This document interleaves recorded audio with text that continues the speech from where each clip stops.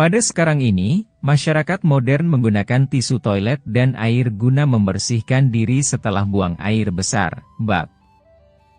Bagaimana dengan orang yang dulu hidup pada zaman Romawi kuno? Apakah mereka masih menggunakan cara yang sama?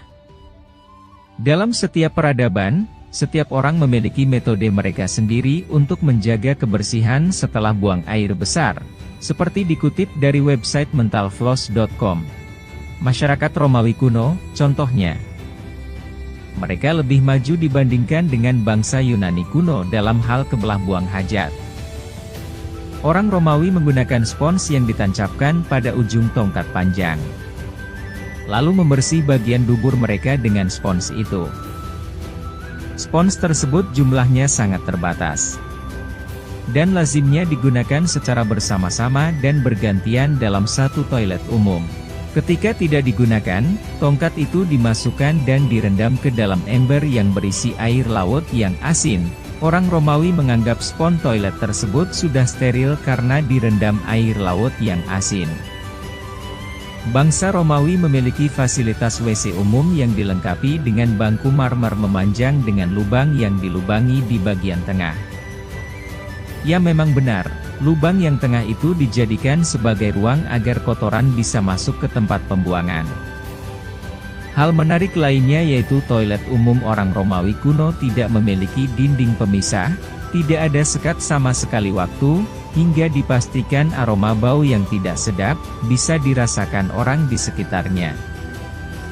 Jadi jangan heran jika Anda bisa melihat langsung ada gadis cantik yang sedang buang hajat di tempat itu juga.